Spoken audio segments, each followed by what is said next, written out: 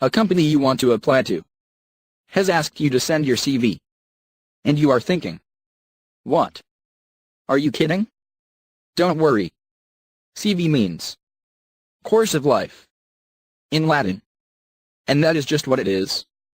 A CV is a concise document which summarizes your past, existing professional skills, proficiency and experiences. The purpose of this video is to demonstrate that you have the necessary skills to do the job for which you are applying. Literally, you are selling your talents, skills and proficiencies. Follow these steps to create a great CV and hopefully achieve the role you are hoping for. Step 1. Brainstorming for your CV. Know what information a CV generally contains.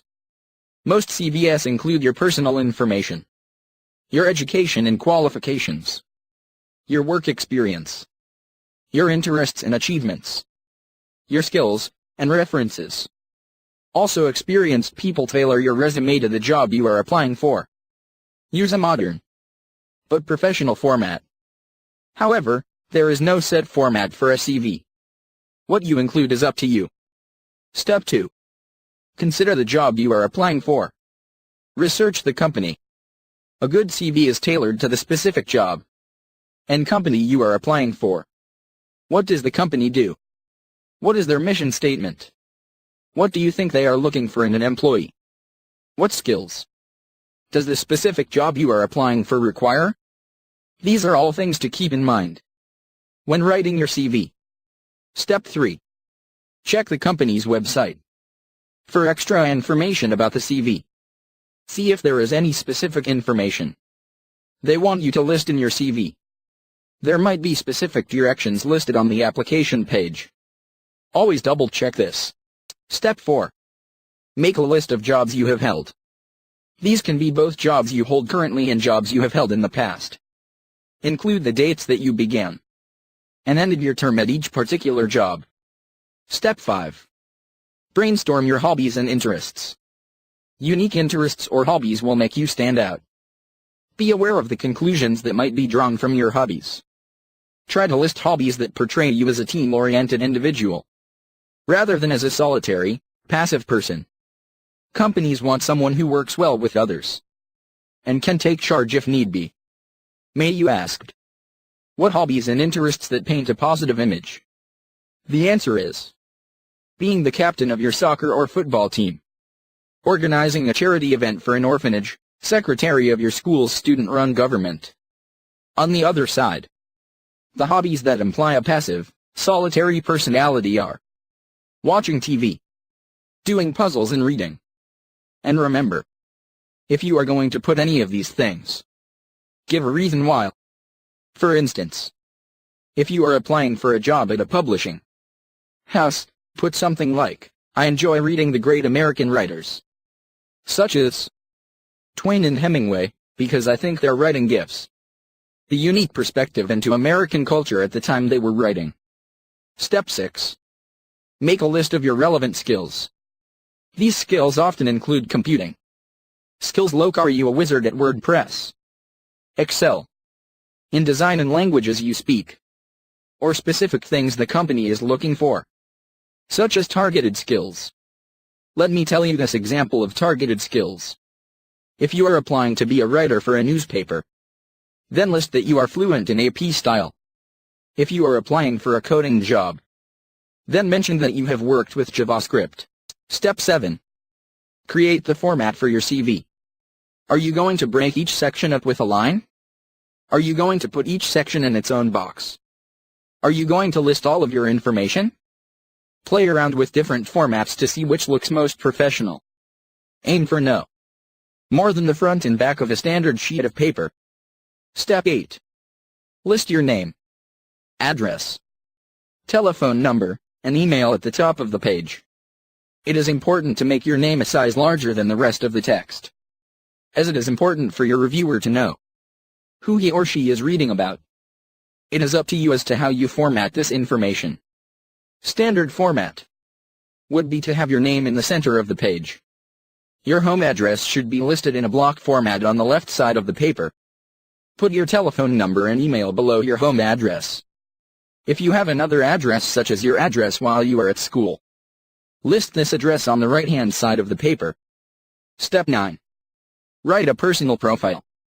This is an optional part of the CV that is good for giving your reviewer a more in-depth look at you as a person.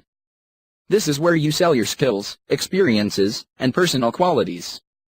It should be original and well-written. Use positive words such as adaptable, confident, and determined. This is an example of a personal statement for a CV, for a publishing company.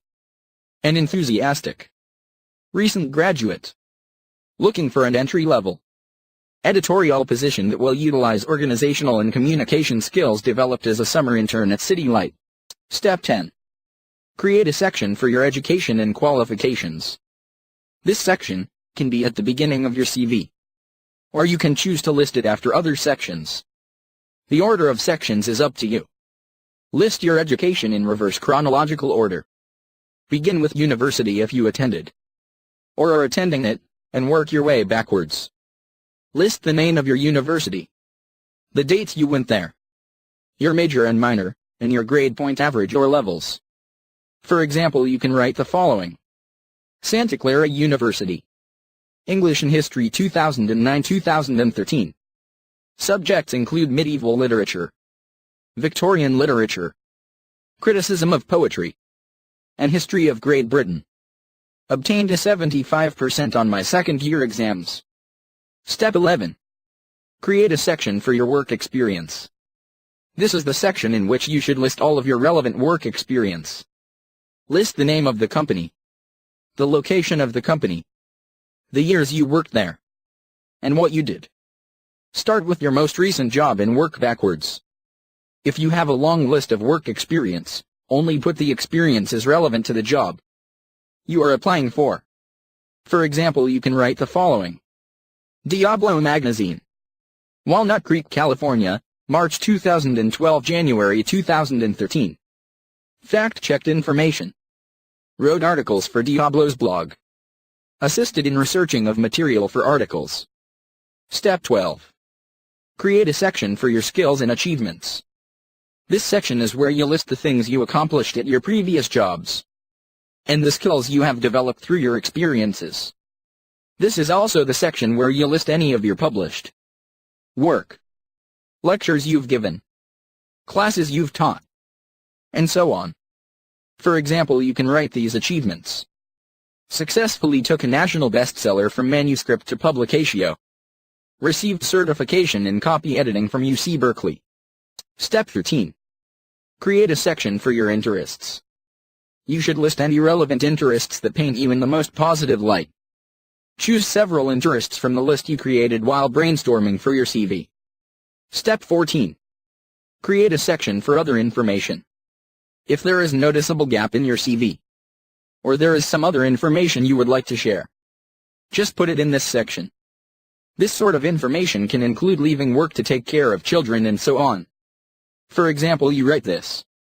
I took 2 years off from my intended career path in publishing to teach English in Brazil through the TEFL program. Teaching English as a second language has helped me better understand the subtle nuances of the language. Step 15. Create a section for other information. If there is a noticeable gap in your CV, or there is some other information you would like to share, then put it in this section. This sort of information can include leaving work to take care of children. As an example, you can write, I took 2 years off from my intended career path in publishing to teach English in Brazil through the TEFL program. Teaching English as a second language has helped me better understand the subtle nuances of the language. Step 16. Create a section for references. These are people you have worked with in the past, such as professors, previous employers, and so on, that have seen your work and can credibly support praises that they give you. The company you are applying to may contact these references to find out more about your previous work. You should talk with the person you would like to list a reference before actually listing them. It is best to double-check that they still have the same number, are okay with giving you a reference, or that they remember who you are. Write down their full names and contact information, including their phone numbers and emails. Step 17. Check your spelling and grammar. Poor spelling is the quickest way to get rejected. If your CV is sloppy or riddled with errors, potential employers will be unimpressed. Double and triple check that you have spelled the name of the company correctly, as well as any companies you have worked for in the past. Step 18. Proofread for any sentences that could be written more concisely. CV that are concise and well written tend to do better than long-winded CV that have repetitive information. Make sure you don't repeat yourself. It's better to list many of your traits than the same few traits over and over again. Step 19. Read your CV as if you were the company you are applying to. What do you think about the layout and the information written there? Do you come across as a professional? Get someone else to read your CV. What do they think could be added or taken out? Would they hire you if they were a company? Step 20. Finally, check the company's application page. Look to see if there are any other materials they would like you to send in along with your CV. Companies may ask for a cover letter or samples of your work, such as articles you may have written. And good luck. Please don't forget to write your comments under this video if have any. Also, please like the video if you think it was good. Subscribe to our channel so we can provide always with the best videos.